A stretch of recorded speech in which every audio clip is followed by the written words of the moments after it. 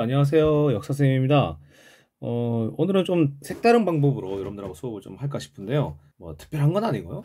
지난번까지는 실시간 영상 수업을 하거나 사전에 영상을 녹화해서 그걸 유튜브에 올려서 여러분들하고 수업을 했었는데, 이번에는 이렇게 직접 선생님이 실시간으로 필기를 하면서 강의를 하도록 하겠습니다. 가장 좋은 수업은 뭐다? 빨리 끝나는 수업이 가장 좋은 수업이다. 문제는 뭐다? 할 내용이 많다. 그래서 최대한 여러분들한테 집중력 흐트러지지 않을 정도의 시간 안에 수업을 끝내보도록 하겠습니다. 그럼 바로 시작할게요. 오늘의 주제는 1920년대 무장 독립 투쟁입니다. 지난 시간까지는 1920년대 일본의 문화 통치, 이른바 민족 분열 통치라고 했었죠. 그리고 그 시기에 있었던 각종 민족 운동과 사회 운동에 대해서도 설명을 드렸었습니다. 그러면 그렇게 점잖게 또는 평화적으로 하는 독립투쟁 말고도 무장을 해서 전투를 벌여서 하는 투쟁은 없었냐? 당연히 있었습니다. 그게 국내외적으로도 있었고요. 오늘은 두 가지 방면으로 보시면 될 것 같아요. 이게 국내이냐 또는 국외이냐 이렇게 보시면 될 것 같고요. 구분해서. 그러면 또 방법은 또 있겠죠. 직접 전투를 벌이는 무장 투쟁이 또 있고요. 그러니까 따지면 이제 군대와 군대가 만나서 싸우는, 아니면 주요 일제의 요인들을 암살하거나 일제의 수단으로 활용됐던 기관들을 폭파하거나 아니면 제거하거나 하는 독립투쟁도 있었습니다. 그래서 첫 번째는 의열투쟁과 그 다음에 군대끼리 하는, 이제 이걸 뭐라고 해야 될까요?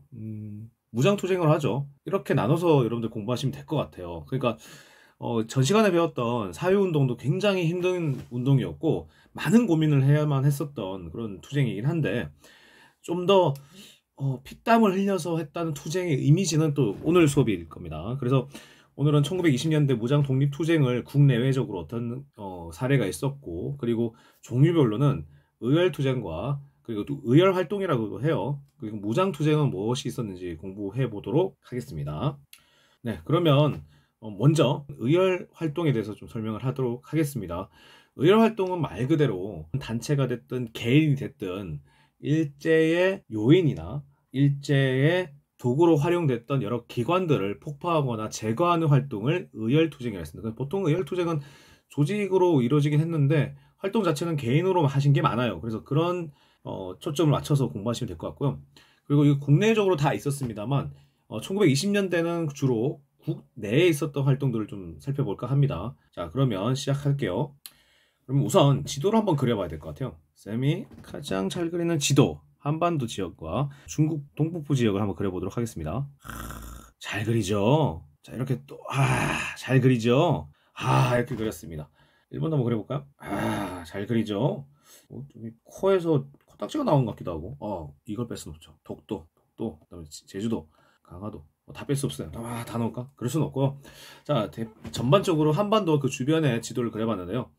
일단 의열투쟁 같은 경우에는 1920년대에는 국내에서 활동을 많이 했었습니다. 그래서 말씀드린 것처럼 이 의열투쟁은 요인들을 암살하거나 기관을 폭파하는 그런 일들이 많았는데요. 특히나 이 의열 활동은 의열단이 중심이 돼서 이루어졌습니다. 선생님이 뭐 자료를 다시 첨부할지는 모르겠는데요. 의열단 단장이요, 김원봉 선생이 계시는데요. 이 김원봉 선생이 사실 일제에서 걸었던 현상금이 김구 선생보다 더 많았다면 믿으시겠습니까? 어쨌든 이 김원봉 선생의 의열단은 조선 내에든 만주든 중국 관내든 일본 내에서는 주로 요인 암살 그리고 기관 폭파 이런 것들을 많이 했는데요. 그 중에 대표적인 분들이 여럿 있습니다. 교과서 66페이지도 보면 여럿 있으신데요. 뭐 김상익, 김상옥, 나석주 이런 분들이 주로 있으신데요. 대표적인 활동 무대는 일제 앞잡이 기관이었던 총독부, 그리고 동양척식 주식회사, 이거는 선생님이 토지조사 사업할 때 얘기를 했던 것 같아요. 그리고 각 지역에 있었던 경찰서 같은 지역에서도 많은 파괴 활동이 있었고요. 암살 사건들도 꽤나 있었습니다. 특히나 좀 주의 깊게 봐야 되는 거는 66페이지도 보시면 인물 다가가기에 보면 김상옥 의사가 계신데요. 이 김상옥 의사는 진짜 그 영화 암살 아시죠? 그 암살 초반부에 나오는 그 시퀀스가 있어요. 그 앞 초반부에 혼자 이제 일본 경찰하고 싸우는 장면이 나오시는데 이제 모티브를 딴 겁니다. 그래서 뭐 수십 명의 일제 경찰들을 총으로 제거하는 그런 장면들이 나오거든요. 마지막에는 이제 자결을 하시는데 실제로도 그랬습니다. 이분이 처음에는 종로 경찰서에 가서 폭탄을 던졌어요. 2층에 민원인 것처럼 들어갔다가 실내에 던져서 수많은 요인들을 죽였어요. 근데 이제 내려오면서 폭탄이 타면서 자기는 관계없는 것처럼 피해자인 것처럼 가셨어요. 끝내는 추적을 당하셔가지고 일제 경찰이 김상옥을 체포하기 위해서 수백 명의 경찰을 동원합니다. 그래서 영화에서 볼 수 있는 추격전 아시죠? 그 추격전을 하세요. 그래서 이제 3시간이 넘는 총격전을 벌이다가 수십 명의 경찰을 죽이기도 하고요. 일본 경찰을.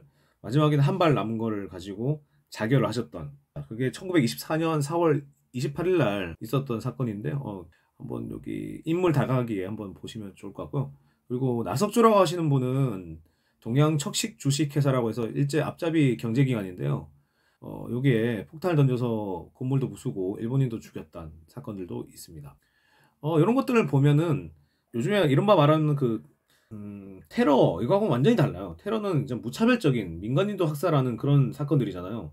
근데 그 의열 활동 같은 경우에는 진짜 딱 타겟, 그러니까 일제 앞잡이, 일제 요인, 그리고 일제 수단을 활용됐던 기관들을 제거하고 폭파하는 데만 활용하셨다는 부분 좀 아셔야 될 것 같습니다. 그래서 아까 말씀드렸던 부분은 의열 활동은 김상옥 의사와 그다음에 나석주 이 두 분을 기억하시면 될 것 같습니다. 자, 그러면 이제 1920년대 무장투쟁에 대해서 설명을 좀 하도록 하겠습니다. 무장투쟁은 여러분들 말씀드리면 바로 알아들으실 거예요. 두 가지 전투가 있었는데요. 국내에서는 전투가 뭐 소소하긴 있었습니다만 1920년대 이후로는 국외에서 전투 많이 있었는데, 특히나 요 위에 북부에 있는 간도나 만주 지역에서 무장투쟁을 많이 하셨습니다. 특히나 유명한 전투로는 영화도 있죠. 봉오동 전투와 그리고 청산리 대첩. 이거는 뭐 너무 유명하죠. 이건 뭐야? 뭐지? 처음 든 것 누구야? 자수해. 만약에 처음 들었는 것 같으면 과제방에다가 처음 들었습니다라고 쓰세요.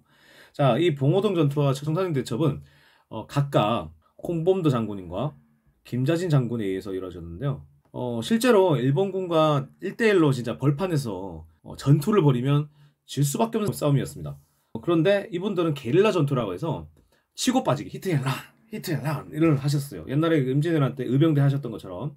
특히 이 만주 지역에는 산지가 많았는데, 우리가 뭐 한반도에서 산지하면 뭐 태백산맥, 뭐 개마고원, 그것도 울창하죠. 근데 이 만주 지역의 산지는 진짜 어마어마합니다. 넓어요. 자, 거기서 이제 치고 빠지기를 하셨던, 그리고 실제로 봉오동 전투와 청산리 대첩을 구체적으로 말씀드리면 진짜 엄청나게 고생을 하셨대요. 그래서 어쨌든 이런 독립군들의 활약으로 인해서 봉오동 전투는 요 정도 있었고요. 좀 색깔 좀 바꿀까요? 봉오동 전투는 요즘에 있었고요. 청산리 대첩은 말 그대로 여기 백두산 근처에서 있었습니다. 그래서 게릴라 전투로 했었는데, 성과를 말씀드릴게요. 청산리 대첩은 일본군 전사자가 1200명, 부상자가 2100명. 그러나 독립군 피해자는 사상자, 뭐 부상자 합해서 400명이 안 돼요. 전사자가 130명, 부상자가 220명이라고 하니까 가장 큰 승리라고 볼 수도 있겠죠. 자, 어쨌든 이런 만주 지역, 간도 지역에서 봉오동 전투와 청산리 대첩이 있었고요. 김자진 장군도 되게 유명하신 분이지만 홍범도 장군은 진짜 상징적인 분이세요. 근데 이분이 참 안타까운 게, 나중에 이제 소련, 사회주의 혁명이 일어나서 러시아가 소련으로 바뀌었는데, 나중에 이 지역에 있었던 우리 민족들을 중앙아시아로 강제 이주시킨 사건이 있었는데, 그때 같이 끌려가셔가지고 독립을 보지 못하시고 현지에서 돌아가셨던 그런 일이 있었는데, 굉장히 큰 전투였습니다. 그런데 일본이 가만히 있지 않았어요. 자, 교과서 68페이지로 가겠습니다. 제목도 독립군의 실현과 삼부의 성립이라고 되어 있는데, 가장 큰 사건이 있었어요. 자, 이거는 색깔 좀 바꿔보겠습니다. 자, 간도 참변이라고 해서 잠깐만요.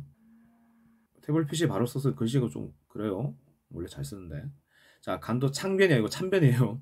이 일본군이 의병들을 싹쓸이하기 위해서 이제 전라도를 토벌했던 자기들 입장에서 학살 사건을 벌였던 남한 대토벌 작전이 있었다고 말씀드렸 적이 있었던 것 같은데, 이 간도 지역도 참변을 일으킵니다. 그러니까 조선인들이 살았던 지역을 그냥 싹쓸이 해버리는 그런 일들이 벌어집니다. 아까 말씀드렸던 청산리 대첩 수개월 뒤에요. 1920년입니다. 이런 일들이 대표적으로 이렇게 있다 뿐이지 왕왕 있었다고 봐도 되죠. 나중에 일본 내에서 일어났던 관동입니다. 관동. 근데 이제 간토라고 부르기도 하는데, 하여튼 요 지역에서 대지진이 있었어요. 그때 한국인들 학살했던 사건들도 있었는데, 어쨌든 이런 간도 참변을 일으킵니다. 그래서 근거지를 잃은 독립군들이 조선 동포들에게 피해를 덜 끼치기 위해서 북쪽으로 대피할 수밖에 없었어요. 그래서 많은 독립군들이 북쪽 지역인 소련 땅으로 갑니다. 이 지역이 이제 자유시라고 불리는 곳인데요. 이쪽으로 이제 대피를 합니다. 수많은 독립군들이 대피를 해서 자유시위에 합류를 하는데 소련에서 뒤통수를 쳐요.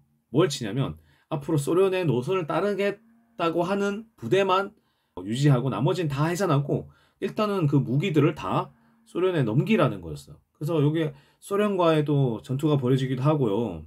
그리고 독립군 내부에서도 분열이 나서 서로 싸우기도 합니다. 그래서 자유시 참변이라고 합니다. 1922년이었어요. 자, 이런 우호곡절을 겪은 독립군들은 어떻게 됐을까요? 자, 근데 여기서 끝나면 진짜 독립군 활동이 진짜 아무것도 안 되게 되잖아요. 사실은 결과가 여러 가지가 있었긴 합니다만 또 이걸 가만 놔둘 우리 선조들이 아니지 않습니까? 그래서 수많은 독립군 단체들이 다시 만주 쪽으로 내려옵니다. 그래서 이 만주 지역에서 3부를 두는데요. 3부는 이렇게 설명을 또 드리도록 하겠습니다. 참의부, 그리고 정의부, 그리고 신민부 이렇게 둬서 독립군끼리 또 통합 활동을 해요. 통합 활동을 합니다. 통합 활동도 하고 노력들도 합니다. 자, 그래서 나중에는 또 이게 완전히 합쳤으면 좋았을 것 같은데 여러 가지 문제점들이 있었는데 군대로만 설명을 드리면요. 한국 독립군과 그리고 조선혁명군 이렇게 또 뭉쳐지게 되기도 합니다. 그래서 이후에 1930년대, 40년대 이후에도 이 만주 지역과 중국을 하는 투쟁들을 많이 하셨다고 해요. 어쨌든 이렇게 독립투쟁에 대해서 특히나 무장투쟁에 대해서 설명을 드렸습니다. 이런 것들을 보시면서 굉장히 피땀 흘려서 노력을 많이 하시고 고생들도 많이 하셨을 거예요.